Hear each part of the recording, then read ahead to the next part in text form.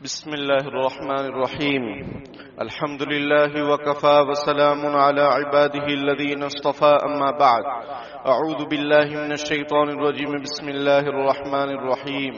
واذكروا الله في أيام معدودات. وقال رسول الله صلى الله عليه وسلم: الطهارة نصف الإيمان. صدق الله العظيم وصدق رسوله النبي الكريم. اللهم صل على سيدنا محمد وعلى آل سيدنا محمد وبارك وسلم. محترم بھائیوں، بزرگوں، بابرکت دن چل رہے ہیں، بابرکت مہینہ گزر رہا ہے. آج 8 ذی الحجہ سن 1443 ہجری ہے. ذی الحجہ کے ایام بہت ہی بابرکت ہیں. حدیث شریف میں رسول اللہ صلی اللہ علیہ وسلم نے ارشاد فرمایا کہ اللہ تعالیٰ کے نزدیک ذی الحجہ کے جو 10 دن ہیں، اس کے اندر جو عبادت کی جاتی ہے وہ پورے سال کے دنوں سے افضل ہے. اتنا زیادہ اللہ کو دوسرے دنوں میں اللہ کی عبادت پسندیدہ نہیں ہے جتنا ان 10 دنوں میں اللہ کو پسند ہے. رسول اللہ صلی اللہ علیہ وسلم نے ارشاد فرمایا کہ ان دنوں میں کثرت سے تحلیل کہو، فاکثروا فیہن التحلیل. ان دنوں میں کثرت کرو. تحلیل یعنی لا الہ الا اللہ، تسبیح سبحان اللہ، تحمید الحمدللہ، یعنی سبحان اللہ والحمدللہ ولا الہ الا اللہ واللہ اکبر. کثرت سے پڑھو. قرآن میں وَاذْكُرُوا اللَّهَ فِي أَيَّامٍ مَّعْدُودَاتٍ، اللہ کا ذکر کرو گنے چنے دنوں میں. مفسرین میں سے حضرت عبداللہ ابن عباس رضی اللہ تعالیٰ عنہما فرماتے ہیں کہ اس سے مراد ذی الحجہ کے 10 دن ہیں کہ اس میں خوب اللہ کا ذکر کیا جائے. اور ہم دیکھتے ہیں کہ حجاج کرام کثرت سے تلبیہ پڑھتے ہیں، لبیک اللہم لبیک آخر تک. اور دوسرے حضرات جو اپنے مقام پر ہیں ان کے لیے شریعت کی یہ تعلیم ہے، جو حج نہیں کر سکے، نہیں جا سکے، ان کے لیے یہ تعلیم ہے کہ کثرت سے ان تسبیحات کو پڑھیں، بلکہ تکبیرات تشریق کو پڑھیں. تکبیرات تشریق اللہ اکبر اللہ اکبر لا الہ الا اللہ واللہ اکبر اللہ اکبر وللہ الحمد. ہم لوگ یہ سمجھتے ہیں کہ تکبیرات تشریق 9 ذی الحجہ کی فجر سے 13 ذی الحجہ کی عصر تک ہی پڑھنا ہے، اس کے علاوہ نہیں پڑھنا ہے. یہ ہماری غلط فہمی ہے. بلکہ جیسے ہی ذی الحجہ کا چاند نظر آئے، مہینہ شروع ہو، کثرت سے اس کو پڑھنا چاہیے. تکبیرات تشریق کثرت سے پڑھیں، یا جیسا کہ میں نے بتایا تیسرا کلمہ کثرت سے پڑھیں. چلتے پھرتے اٹھتے بیٹھتے حضرت عبداللہ ابن عمر، حضرت ابو ہریرہ رضی اللہ تعالی عنہم کے بارے میں یہ کہ وہ لوگ بازار جاتے اور لوگوں کو یاد دلاتے. بازار جا کر وہ لوگ زور زور سے تسبیح جب پڑھتے، تکبیرات تشریق پڑھتے، تو وہ جو بازار کے حضرات تھے جو خرید و فروخت میں ہیں وہ بھی پڑھنے لگتے، کیونکہ کثرت سے اس کو ان دنوں میں پڑھنا ہے. 9 ذی الحجہ شروع ہوگی نماز کے بعد، اس کے مسائل الگ ہیں، لیکن دوسرے جو ایام ہیں جو ابھی چل رہے ہیں ان دنوں میں بھی اٹھتے بیٹھتے چلتے پھرتے ان تسبیحات کو پڑھتے ہی رہنا ہے. اللہ کو پسند ہے، رسول اللہ صلی اللہ علیہ وسلم نے حکم دیا ہے تو ہمیں کرنا چاہیے. صحابہ کرام نے عمل کر کے دکھلایا، ہم بھی عمل کر کے دکھلائیں. دست بکار و دل بیار. صوفیہ جو اللہ والے ہوتے ہیں، بزرگان دین ہوتے ہیں، ان کا یہ جملہ ہے کہ ہاتھ کاموں میں ہو اور زبان اللہ کی یاد میں ہو. دست بکار دل بیار. تو اس لیے میرے بھائیوں، یہ جو ایام ہیں انتہائی قیمتی ہیں. اس کے ایک دن کا روزہ 1 سال کے روزے کے برابر ذی الحجہ میں. اللہ تعالیٰ نے قسم کھائی ہے، وَلَيَالٍ عَشْرٍ، قسم ہے 10 دنوں کی، 10 راتوں کی. 10 رات کون سی؟ ذی الحجہ کی 10 راتیں مفسرین فرماتے ہیں. اتنے عظیم الشان ایام. اور پھر ذی قعدہ جو مہینہ ہے یہ حرمت والے مہینوں میں سے ایک مہینہ ہے. حرمت والے 4 مہینے ہیں، یعنی عزت احترام والے، اس میں سے ذی القعدہ بھی ہے. اس میں عبادت کا بھاؤ بڑھ جاتا ہے اور گناہوں کا وبال بھی بڑھ جاتا ہے۔ اور اللہ تعالیٰ نے یہ جو فضائل کے دن دیے ہیں، وقت دیے ہیں، یہ اس لیے تاکہ مومنوں کے اندر نشاط اور چستی ہو، ایک شوق اور ذوق باقی رہے۔ اللہ نے جو دنوں کی فضیلت مقرر کی ہے، کسی کو کسی پر فضیلت بخشی ہے، تاکہ آدمی کے اندر یہ جذبہ ہو کہ ہم زیادہ سے زیادہ اللہ کی رضامندی کو حاصل کریں اور ثواب کو حاصل کریں اور اپنی آخرت کی تیاری کریں، اور نامہ اعمال میں جو ترازو ہوگا، جب تولا جائے گا اعمال کو، تو ہمارا جو عمل کا پلڑا ہو وہ بھاری ہو جائے۔ وہ کیسے بھاری ہوگا؟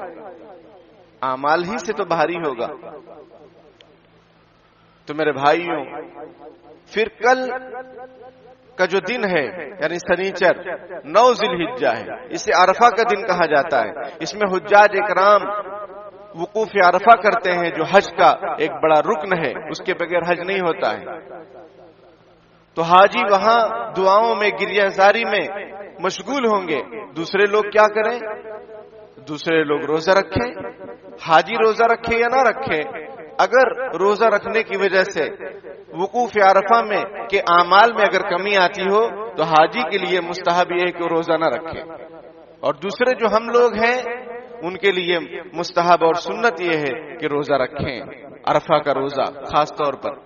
یہ جو دن ہے، ہر دن ہی ہر شب قدر تھی قدرداں کے لیے، ہر شب قدر ہے قدرداں کے لیے۔ یہ جو راتیں گزر رہی ہیں، آج کا دن رات، اور یہ جو 8 تاریخ ہے آج، لیکن عرفے کے روزے کی بڑی خصوصیت ہے۔ کیسے کہ یہ جو دن ہیں ذی الحجہ کے 9 دن، 8 دن میں اگر کوئی روزہ رکھتا ہے تو ایک روزے کا 1 سال کا ثواب، رات میں عبادت کرتا ہے تو شب قدر میں جیسے عبادت کرتے ہیں اس کا ثواب ملے گا۔ لیکن عرفے کے روزے کی فضیلت یہ ہے کہ عرفے کے روزے کی فضیلت یہ ہے کہ پچھلے سال اور اگلے سال کے چھوٹے گناہ معاف ہو جائیں گے، اور توبہ کریں تو بڑے گناہ بھی معاف ہو جائیں گے۔ لیکن بڑے گناہ جو ہوتے ہیں وہ توبہ سے بھی معاف ہوتے ہیں اگر وہ توبہ والے ہیں، معافی والے ہیں تو، اور اگر تلافی والے ہیں کہ حقوق العباد، بندوں کا حق ان سے وابستہ ہے، تو وہ صرف توبہ سے معاف نہیں ہوتے، صاحب حق سے معاف کرانے سے معاف ہوتے ہیں۔ ہماری یہ کمی ہے کہ ہم لوگوں کی حق تلفی کرتے ہیں کسی بھی اعتبار سے، جان مال عزت آبرو، زمین جائیداد، لین دین، اور پھر اللہ تعالیٰ سے معافی مانگتے ہیں۔ بے شک اللہ تعالیٰ سے معافی مانگنا بہت بڑا کام ہے، توبہ کرنا، لیکن اس سے وہ گناہ معاف ہوں گے جو حقوق اللہ ہیں، لیکن جو بندوں کے حقوق ہیں وہ صرف توبہ سے معاف نہیں ہوتے۔ اس کے لیے شرط یہ شریعت نے رکھی ہے کہ صاحب حق سے پہلے معافی تلافی کرو پھر توبہ کرو۔ تو عرفے کی روزے کی فضیلت یہ ہے، کل کے دن کی روزے کی فضیلت یہ ہے، 1 سال پچھلا 1 سال اگلا گناہ معاف ہو جائے گا۔ محدث العصر حضرت مولانا یونس صاحب جونپوری رحمت اللہ علیہ کا ایک ملفوظ ہم نے پڑھا کہ فرماتے ہیں کہ جو عرفہ کا روزہ رکھتا ہے اس میں اس بات کی امید ہے کہ آئندہ سال بھی زندہ رہے گا، کیونکہ پچھلا سال اور اگلا سال کا گناہ معاف ہو رہے ہیں۔ تو جس کو عرفے کے روزے کی توفیق ہو گئی اس میں اس بات کا اشارہ ہے کہ اس کی زندگی بھی 1 سال اور ہے، پکا کنفرم۔ یہ حضرت کا استنباط تھا، بہت بڑے محدث اور اللہ والے گزرے ہیں، اور اللہ والوں کی باتوں کو اللہ پوری کر دیتا ہے اپنے فضل و کرم سے۔ لو اقسم علی اللہ لابرہ، حدیث شریف میں ہے کہ بہت سارے ایسے لوگ ہیں پراگندہ حال پراگندہ بال، لیکن اگر وہ کسی بات پر قسم کھا لیں اللہ پر کہ اللہ اس کو کر دے گا، اللہ اس کو پورا کر دے گا، جاؤ اللہ شفا دے دے گا، تو اللہ تعالیٰ اس کو پورا کر دیتے ہیں، ان کی لاج رکھتے ہیں، اور اپنے محبوب کی لاج کون نہیں رکھتا ہے۔ تو بہرحال یہ عرفے کے روزے کی فضیلت ہے۔ اور بھی عرفے کے روزے کی بڑی فضیلت ہے کہ عرفے کے دن اللہ تعالیٰ لوگوں کو اس قدر معاف فرماتے ہیں اور جہنم سے آزاد فرماتے ہیں، بے شمار لوگوں کو جن کی کوئی تعداد نہیں، اللہ تعالیٰ اس دن لوگوں کو جہنم سے آزادی دیتے ہیں، اور حاجیوں پر فخر فرماتے ہیں، لوگ میدان عرفات میں دیوانہ وار کھلے میدان میں دعاؤں اور گریہ وزاری میں مشغول ہوتے ہیں، اللہ تعالیٰ فخر فرماتے ہیں فرشتوں کے سامنے، ان کا ذکر فرماتے کہ دیکھو میرے بندے کیا چاہتے ہیں، سب مغفرت چاہتے ہیں، سب بخشش چاہتے ہیں۔ ایک یہودی نے حضرت عمر رضی اللہ تعالیٰ عنہ سے یہ کہا کہ قرآن پاک میں ایک آیت ہے جس کو تم لوگ پڑھتے ہو، الیوم اکملت لکم دینکم واتممت علیکم نعمتی ورضیت لکم الاسلام دینا، کہ اس کا ترجمہ یہ ہے کہ آج میں نے تمہارے لیے تمہارے دین کو مکمل کر دیا، الیوم اکملت لکم دینکم واتممت علیکم نعمتی، اور اپنی نعمت کو تمہارے اوپر مکمل کر دی، تمام کر دی، ورضیت لکم الاسلام دینا، اور میں تم سے دین اسلام کے لیے راضی ہو گیا کہ اب تمہارا دین کون سا رہے گا؟ دین اسلام۔ یہ آیت تم پر نازل ہوئی، یہودی کہتا ہے کہ تم پر نازل ہوئی، اگر ہمارے اوپر نازل ہوئی ہوتی تو ہم اس کو عید کا دن منا لیتے، عید کا دن مناتے، کیونکہ اس میں دین اسلام کی تکمیل کا اعلان ہے۔ تو حضرت عمر رضی اللہ تعالیٰ عنہ نے فرمایا کہ مجھے یاد ہے کہ یہ آیت جب اللہ کے رسول صلی اللہ علیہ وسلم پر نازل ہوئی، کب ہوئی، کہاں ہوئی، کس وقت ہوئی، میرے سب ذہن میں ہے۔ یہ جس دن آیت نازل ہوئی اس دن جمعہ کا دن تھا اور وہ ہمارے لیے عید کا دن ہے، عرفہ کا دن تھا، عرفہ کا دن حاجیوں کے لیے عید کا دن ہے، سمجھ رہے ہیں؟ تو ہمارے لیے ڈبل عید کا دن ہے، اس میں عید منانے کی ہمیں ایکسٹرا کوشش کرنے کی کوئی ضرورت نہیں۔ تو عرفے کے دن کی یہ فضیلت ہے، اس کے روزے کی یہ فضیلت ہے۔ اس کے بعد میرے بھائیوں کل سے تکبیرات تشریق شروع ہو جائیں گی، جیسا کہ میں نے ذکر کیا کہ تکبیرات تشریق تو جیسے ہی ذی الحجہ شروع کر دینا چاہیے اور خوب پڑھنا چاہیے۔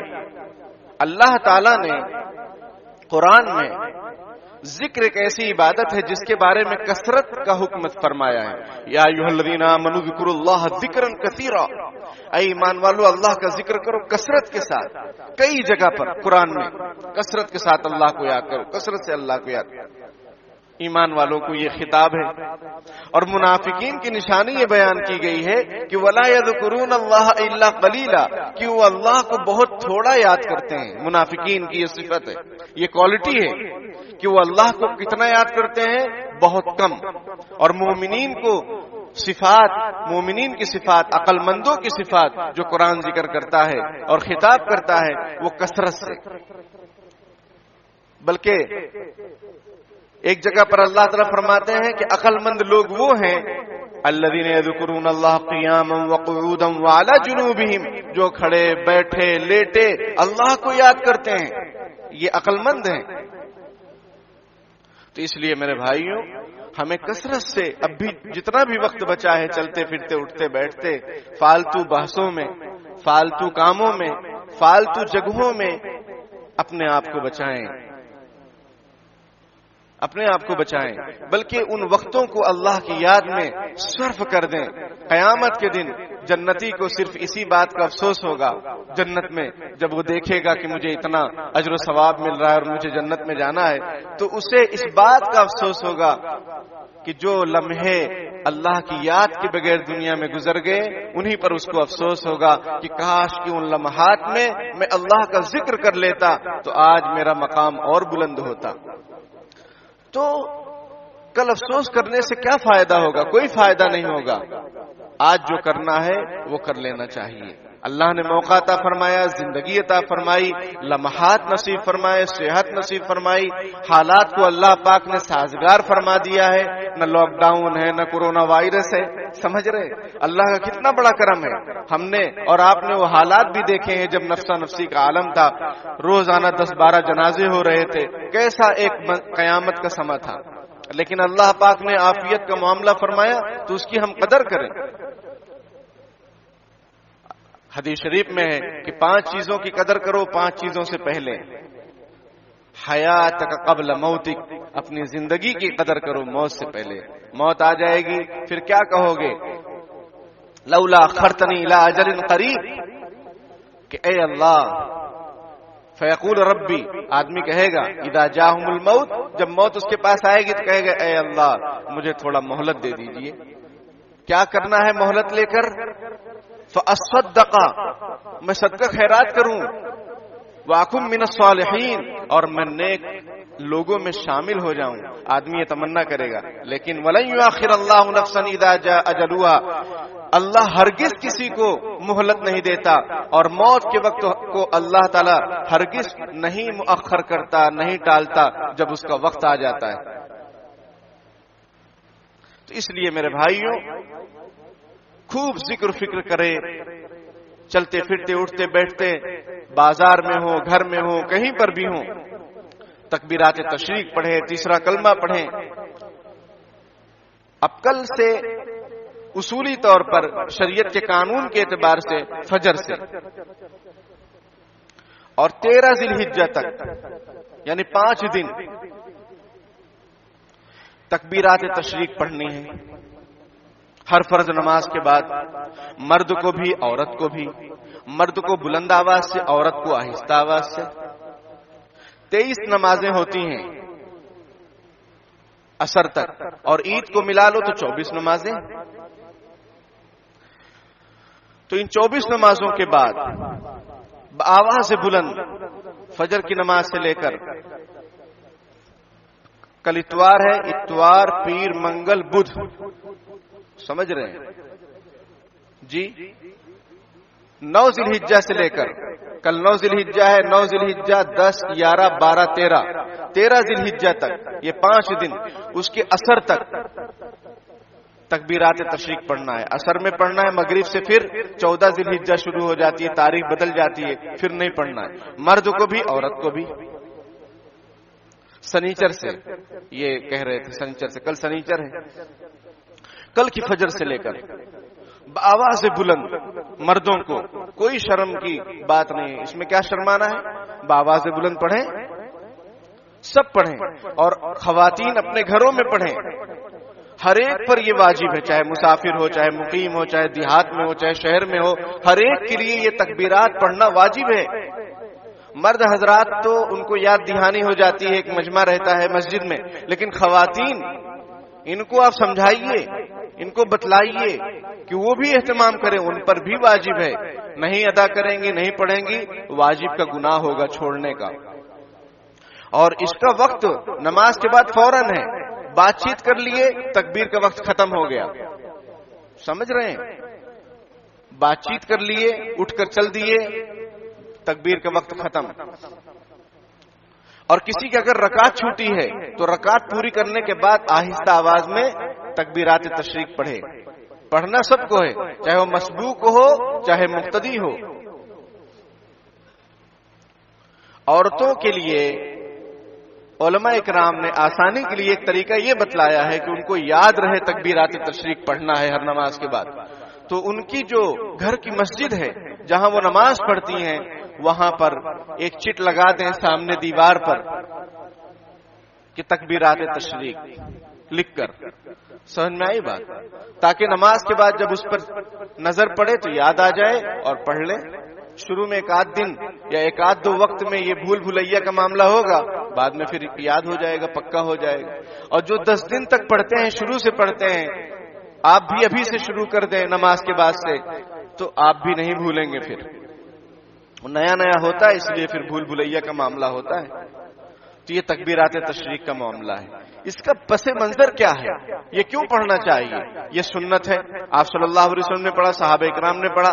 اس کا بیک گراؤنڈ بھی علامہ نجیم مصری رحمۃ اللہ علیہ صاحب البحر الرائق یہ بیان فرماتے ہیں کہ جب تاریخ کے سامنے ایک رونگٹے کھڑے کر دینے والا واقعہ پیش آیا کہ ایک بوڑھا باپ اپنے چھوٹے سے بچے کو، جس کی عمر تقریباً 8-9 سال ہے، اس کو پیشانی کے بل لٹاتا ہے. فلما اسلم وتلہ للجبین، پیشانی کے بل اپنے بیٹے کو لٹا رہے ہیں ذبح کرنے کے لیے. تاریخ نے ایسا منظر کبھی نہیں دیکھا. سب حیران، فرشتے حیران. تو اس وقت اللہ تعالیٰ کے حکم سے جبریل علیہ السلام کو یہ حکم دیا گیا کہ مینڈھے کو لے جاؤ اسماعیل کے بدلے میں. وہ مینڈھے کو لے کر جب آتے ہیں تو اللہ اکبر پڑھتے ہوئے آتے ہیں. تاکہ حضرت ابراہیم علیہ السلام رک جائیں. وہ تو کوشش میں ہے ذبح کرنے کے لیے، لیکن اللہ نے اس وقت تمام جو بھی چھری اور چاقو تھی پوری دنیا کے اندر سب کو یہ حکم دیا کہ تم کو کاٹنا نہیں ہے. جیسے قلنا یا نار کونی بردا و سلاما علی ابراہیم، جب ہم نے کہا اے آگ تو ابراہیم پر ٹھنڈی ہو جا اور سلامتی ہو جا، تو ساری دنیا کی آگ ٹھنڈی ہو گئی. اسی طریقے سے اس موقع پر بھی ساری دنیا کی چھری چاقو کے اندر جو کاٹنے کی صفت ہے وہ اللہ نے چھین لی. اب وہ اللہ اکبر کہتے ہوئے آتے. جب حضرت ابراہیم علیہ السلام کے کان میں آواز پڑی تو ابراہیم علیہ السلام کا کیا لقب ہے؟ خلیل اللہ، اللہ کے جگری دوست. تو جب اللہ کا ذکر انہوں نے سنا تو انہوں نے بھی کہا لا الہ الا اللہ واللہ اکبر، اللہ کے سوا کوئی معبود نہیں اور اللہ سب سے بڑا ہے. اور پھر جب حضرت اسماعیل علیہ السلام نے دیکھا کہ اللہ نے میری قربانی قبول فرما لی اور میرے بدلے میں جنتی میڈھا بھیجا ہے، تو وہ کھڑے ہو کر کہنے لگے اللہ اکبر وللہ الحمد، اللہ سب سے بڑا ہے، ساری تعریفیں اللہ کے لائق ہیں. عمل کی اپنے اساس کیا ہے؟ ہم جو قربانی پیش کرنے جا رہے تھے اس کی کیا حقیقت ہے؟ اللہ نے اس کو قبول کر لیا، ان کے لیے سعادت ہے، ہمارے لیے سعادت. وللہ الحمد، ساری تعریفیں اللہ کو سزاوار ہیں. تو یہ تکبیرات تشریق کا پس منظر ہے جو چلتے آ رہا ہے اور قیامت تک چلتا رہے گا. اور قرآن کہتا ہے وَذْكُرُوا اللَّهَ فِي أَيَّامٍ مَّعْدُودَاتٍ، چند دنوں، یہ جو چند دن ہے گنے چنے، اس میں اللہ کا ذکر کرو. دل مردہ دل نہیں ہے، اسے زندہ کر دوبارہ. ہے یہی امتوں کے مرض کوہن کا چارہ. ہم لوگوں کا جو دل ہے وہ پتھر کا سل بن چکا ہے گناہوں کو کر کر کے، غفلتوں میں پڑھ کے. اور دل جو زندہ ہوتا ہے وہ اللہ کے نام سے زندہ ہوتا ہے، اس لیے کہ اللہ زندہ ہے. اللہ لا الہ الا هو الحی القیوم، وہ زندہ ہے ہمیشہ سے. تو اگر زندگی ہم چاہتے ہیں تو اس کا نام جپیں، اس کا ذکر کریں.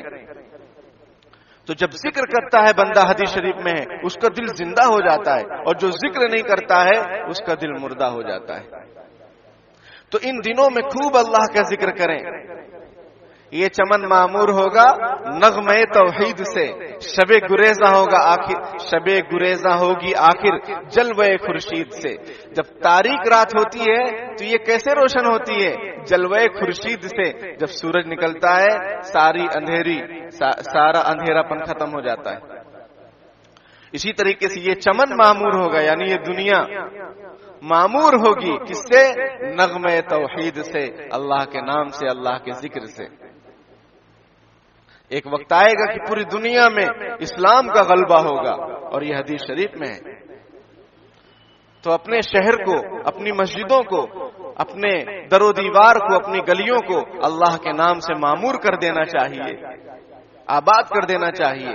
جہاں اللہ کا ذکر ہوگا وہ جگہ کل قیامت کی دن گواہی دے گی. یومئذ تحدث اخبارہا، زمین جس دن اپنے خبریں بیان کرے گی کہ اس پر کیا کیا کیا گیا.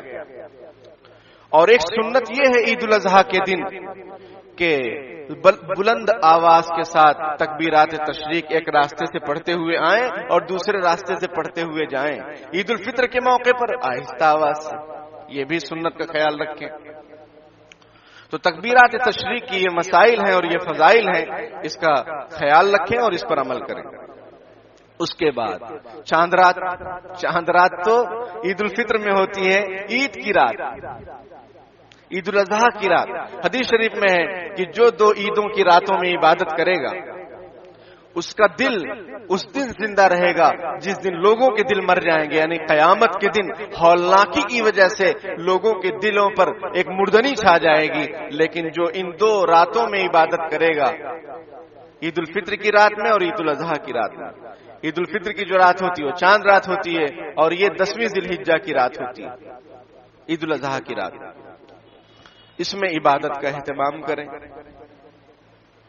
راتوں کو جاگیں جتنا ہو سکے. گھروں میں اپنے، حدیث شریف میں کہ اپنے گھروں کو قبرستان مت بناؤ، مطلب اس میں نماز پڑھو.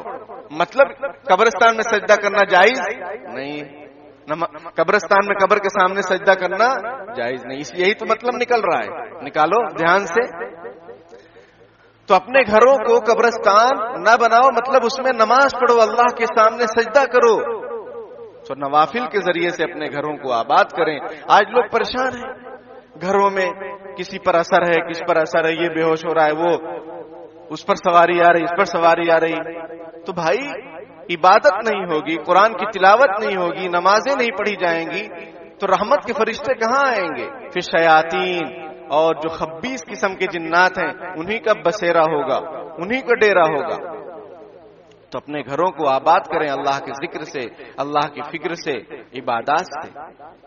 پھر عید کا دن، قربانی کا دن، جو عظیم الشان دن ہے، مسلمانوں کا تہوار ہے، اس کے احکام مختصراً یہ ہے، انشاءاللہ عید کے دن بھی ذکر کیے جائیں گے، لیکن سب سے اہم بات، 2-3 باتیں اس کو ذہن نشین کر لیں۔ نمبر 1، جانوروں کے خریدنے کے سلسلے میں کنجوسی نہ کریں، اچھا جانور خریدیں، ٹھیک ٹھاک خریدیں، مریل نہ خریدیں۔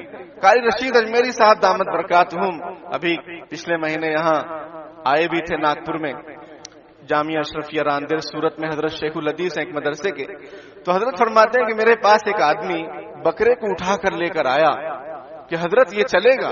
میں نے کہا جب یہاں نہیں چل رہا ہے تو وہاں کہاں چلے گا؟ سمجھ میں آئی بات؟ اوپر کہاں چلے گا یہ جب یہاں زمین پر نہیں چل پا رہا ہے؟ تو بھائیوں اچھے جانور خریدیں، لیکن اس میں ریاکاری، دکھلاوا، اس کا اسٹیٹس اور اس کی قیمت، یہ سب عمل کو برباد کرنے والی چیزیں ہیں۔ ریاکاری سے عمل برباد ہو جاتا ہے، اس سے بچیں۔ اچھا جانور خریدیں، اس کی عمر وغیرہ مکمل ہونی چاہیے۔ ایک غلط فہمی کے بارے میں مجھے لوگوں نے بتلایا تو میں آپ تک اس کی وضاحت کر دوں کہ بکرا بھی، بعض لوگ یہ کہتے ہیں کہ اگر ہٹا کٹا تندرست ہے، 1 سال کا مکمل نہیں ہوا ہے، کوئی بات نہیں، وہ میڈھے میں ہے بھائی، وہ میڈھے کے بارے میں مسئلہ ہے، دمبا کے بارے میں وہ مسئلہ ہے کہ وہ 6 مہینے سے زائد ہو، 1 سال کا نہیں، 1 سال کا بھی نہیں ہوا، 6 مہینے یا اس سے اوپر کا ہے، لیکن فربا تندرست دکھتا ہے تو اس کی قربانی جائز ہے۔ وہ بکرے میں نہیں ہے کہ آپ بکرے میں بھی اس کو لاگو کر لیں، اپنی طرف سے کچھ نہیں کر سکتے، یہی اسلام کی خوبی ہے، نہ ہم نہ آپ، سب کچھ لکھا ہے، اصول ضابطے بالکل موجود ہیں۔ الیوم اکملت لکم، آج میں نے تمہارے لیے مکمل کیا دین کو۔ کس نے مکمل کیا؟ اللہ پاک نے، کسی انسان نے اس کو مکمل نہیں کیا۔ تو بکرا کمپلیٹ 1 سال کا ہونا چاہیے، اور سال کا اعتبار اسلامی تاریخ کے اعتبار سے، اسلامی تاریخ کے اعتبار سے، اسلامی سن کے اعتبار سے، انگریزی کے اعتبار سے نہیں۔ تو 1 سال کا کمپلیٹ بکرا ہو، اور بڑا جانور ہے تو 2 سال کا کمپلیٹ ہونا چاہیے، سمجھ رہے ہیں؟ تو اچھے خاص اس کو خریدیں اور اچھی جگہ رکھیں، اچھی خوراک دیں، یہ نہیں کہ ایک دم بھوسے کی طرح رکھے ہوئے ہیں اور نہ کھانے کو مل رہا ہے نہ پینے کو مل رہا ہے، ترسا رہے ہیں، یہ سب ناجائز ہے، انسانیت سے گری ہوئی بات ہے، یہ اسلام میں اس کی بالکل اجازت نہیں۔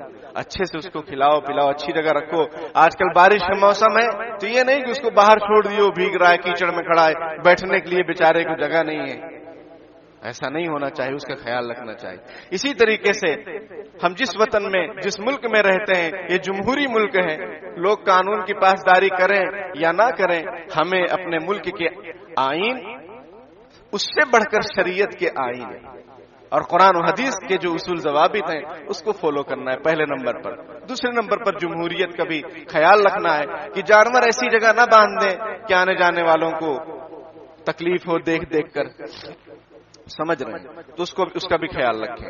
اسی طریقے سے صفائی ستھرائی کا مکمل خیال رکھیں، صفائی ستھرائی کا مکمل خیال رکھیں قربانی کے موقع پر، قربانی کے دنوں میں۔ یہ بات سننے میں آ رہی ہے بار بار کہ نالے میں، بڑے پلیا کے پاس کہاں لے جا کر گوشت ڈال رہے ہیں، یہ کتنے افسوس کی بات ہے، یہ اللہ کے رزق کے ساتھ ناقدری ہے اور قربانی کے گوشت کی بے حرمتی ہے۔ ارے جتنا کھا سکو اتنا لو تھالی میں کہ ضائع نہ جائے نالی میں، سمجھ میں آئی بات؟ تو اتنا ہی رکھو فریزر میں بھائی، جتنا کھا سکو، ہضم کر سکو۔ اب پورا حفظ یعنی ہرس میں آ کر سب جو ہے فریزر میں ڈال دیے، اب کچھ کھا نہیں پا رہے، اب وہ کچھ اس میں خرابی آ رہی ہے تو اس کو نالے اور ندی میں ڈالنا ہے، کتنے افسوس کی بات ہے۔ قربانی کے گوشت کے 3 حصے کرنے چاہیے، ایک اپنے لیے، ایک رشتہ داروں کے لیے، ایک غریبوں کے لیے۔ ایسا اگر کرے تو کوئی ٹینشن ہی نہ ہو۔ اب غریب کو بھی کب دیتے ہیں؟ جب وہ خراب ہو جاتا ہے۔ تو وہ غریب کیا پاگل ہے؟ وہ بھی دیکھتا ہے بدبو آ رہی تو لے جا کے نالے میں ڈال دیتا ہے۔ اس سے قصوروار کون؟ آپ۔ تو ایسی حرکتوں سے بچیں جس سے قانون کو، ملک کے لوگوں کو تکلیف پہنچے۔ برادران وطن کا یہ کہنا ہے کہ مہینوں بدبو نہیں جاتی۔ یہ کیا طریقہ ہے بھائی؟ گاڑیاں لگی ہوئی ہیں، انتظام ہے، اس کا خیال رکھیں، وہیں پر آلائش وغیرہ کو ڈالیں۔ ایک اور اہم مسئلہ، کلیجی روزہ بھی ایک چیز مشہور ہے۔ کلیجی روزہ، بھائیوں بزرگوں دھیان سے سنو، عید کے دن کوئی روزہ نہیں، عید کے دن روزہ رکھنا حرام ہے۔ روزہ کا لفظ کیوں استعمال کر رہے ہیں آپ جب شریعت ناپسند کر رہی اس کو؟ تو ہاں، سنت یہ ہے، شریعت کا حکم یہ ہے، آپ صلی اللہ علیہ وسلم کا طریقہ یہ تھا کہ بھائی عید الفطر کا موقع ہے، میٹھی عید ہے، تو عید سے آنے سے پہلے، عیدگاہ میں جانے سے پہلے کھجور طاق عدد میں آپ صلی اللہ علیہ وسلم کھا کر نکلتے تھے، اور قربانی کے موقع پر اپنے قربان کیے ہوئے جانور کے گوشت کو کھاتے تھے۔ کلیجی بھی آپ صلی اللہ علیہ وسلم نے تناول فرمائی، اس لیے کہ وہ جلدی پک جاتی ہے۔ باقی یہ نہیں کہ اب کلیجی ہی پکے گی، کلیجی کھائیں گے تو کلیجی روزہ ہے۔ روزہ کا لفظ کیوں لا رہے ہو بھائی؟ عید کے دن روزہ رکھنا حرام ہے۔ تشریق، ایام تشریق کے جو دن ہیں اس میں بھی روزہ رکھنا حرام ہے۔ 5 دن روزہ رکھنا شریعت میں منع ہے، عید الفطر کے دن، عید الاضحیٰ کے دن اور ایام تشریق 3 دن۔ یہ تو اس طرح کی شریعت میں جو حقیقت ہے اس پر عمل کریں۔ اسی لیے عید کی نمازوں میں اصل سنت کیا ہے آپ کو معلوم ہے؟ اس کو اچھی طرح ذہن نشین کر لیں۔ اصل سنت یہ ہے عید کی نماز میں کہ جلدی ہونی چاہیے عید کی نماز، چاہے وہ عید الفطر ہو چاہے عید الاضحیٰ ہو۔ جلدی ہوگی تو زیادہ ٹینشن نہیں، 10-11 بجے بھوک لگی ہے، پریشان ہے، تو بھائی جلدی ہو جائے گی، جلدی قربانی ہو جائے گی۔ اور اللہ کا شکر ہے شہر میں کچھ جگہ بہت جلدی نماز ہے، اشراق کا جیسا ہی وقت شروع ہوا نماز ہے، تو کوئی اگر قربان، ایک جگہ شہر میں اگر نماز ہو گئی تو کوئی بھی شخص قربانی کر سکتا ہے، چاہے اس نے نماز پڑھا ہو یا نہ پڑھا ہو، وہ قربانی کر سکتا ہے۔ تو سیٹنگ رکھو، ایک جگہ نماز ہو گئی، پتہ چل گیا، اب جو ہے قربانی کر لو۔ اب جو گوشت میسر آ جائے، کلیجی یا گوشت جو بھی اپنے قربان کا، وہ کھانا مستحب عمل ہے، ثواب کا کام ہے۔ نہیں مل رہا ہے، بھوک لگی ہے، گوشت نہیں پک رہا ہے، جو کچھ بھی کھا لو، کوئی حرج کی بات نہیں ہے۔ اللہ پاک کہنے سننے سے زیادہ عمل کی توفیق عطا فرمائے۔ وآخر دعوانا ان الحمدللہ رب العالمین۔ بسم اللہ الرحمن الرحیم۔ یا ربنا لك الحمد كما ينبغي لجلال وجهك وعظيم سلطانك، اللهم لا احصي ثناء عليك انت كما اثنيت على نفسك، رب اغفر وارحم وانت خير الراحمين۔ اللهم صل على سيدنا محمد وعلى آل سيدنا محمد وبارك وسلم۔ ربنا آتنا في الدنيا حسنة وفي الآخرة حسنة وقنا عذاب النار وقنا عذاب القبر وقنا عذاب الحشر واحشرنا يوم القيامة مع المتقين مع الأبرار۔ اللهم صيبا نافعا، اللهم صيبا نافعا، اللهم صيبا نافعا۔ پیارے اللہ، ہم ظاہر میں آپ کے بندے، حقیقت میں نہایت گندے ہیں۔ پیارے اللہ، ہمارے دلوں کی گندگی کو دور فرما دیجئے، ہمیں بندگی کا سلیقہ عطا فرما دیجئے، شرمندگی والے کاموں سے ہماری حفاظت فرما لیجئے۔ پیارے اللہ، ان مبارک ایام کی قدردانی کی توفیق عطا فرما دیجئے، لمحہ لمحہ اس کو وصول کرنے کی توفیق عطا فرما دیجئے۔ آپ کے ذکر فکر میں لگائے رکھیے، بیکاری والے کاموں سے ہماری حفاظت فرما دیجئے، لغویات سے، فضول بحثوں سے، فضول کاموں سے پیارے اللہ ہماری اور پوری امت مسلمہ کی حفاظت فرما دیجئے۔ مقصد زندگی کو سمجھنے والا بنا دیجئے، اور مقصد زندگی کو سمجھ کر آخرت کی تیاری کرنے والا بنا دیجئے۔ موت سے پہلے موت کی تیاری کرنے کی توفیق عطا فرما دیجئے۔ پیارے اللہ، ہمیں دنیا کی ساری بھلائیاں نصیب فرما دیجئے، اور آخرت کی بھی ساری نعمتیں اپنے فضل و کرم سے عطا فرما دیجئے۔ پیارے اللہ، قربانی کے ایام آنے والے ہیں، پیارے اللہ ہر طرح سے مسلمانوں کی جان مال عزت آبرو کی حفاظت فرما دیجئے۔ پیارے اللہ، ہمیں رحمت ہم نبی رحمت صلی اللہ علیہ وسلم کی امت ہیں، ہمیں رحمت بنا دیجئے، لوگوں کے لیے زحمت بن جانے سے ہماری حفاظت فرما دیجئے، ہمارے عمل سے، ہماری بات سے، ہماری ذات سے کسی کو تکلیف نہ پہنچے، ہمیں ایسا کامل مسلمان بنا دیجئے۔ پیارے اللہ، جو ناجائز قید و بند میں پکڑے ہوئے جکڑے ہوئے باعزت انہیں رہائی نصیب فرما دیجئے، ظلم و ستم کا خاتمہ فرما دیجئے، انصاف کو سستا فرما دیجئے، مہنگائی کا خاتمہ فرما دیجئے، پیارے اللہ سستائی کو عام فرما دیجئے، پیارے اللہ جو بیمار ہیں ان کو شفا کاملہ عاجلہ مستمرہ دائمہ نصیب فرما دیجئے۔ پیارے اللہ ہمارے روزوں کو اور ہماری قربانیوں کو اپنے فضل و کرم سے قبول فرما لیجئے۔ پیارے اللہ اخلاص کے ساتھ ہر عمل کو کرنے کی توفیق عطا فرما دیجئے۔ ہمیں شاکرین میں شامل فرما دیجئے، ہمیں مخلصین میں شامل فرما دیجئے۔ پیارے اللہ ہماری ٹوٹی پھوٹی دعاؤں کو قبول فرما لیجئے۔ جزا اللہ عنا محمد صلی اللہ علیہ وسلم ما هو اہلہ برحمتک یا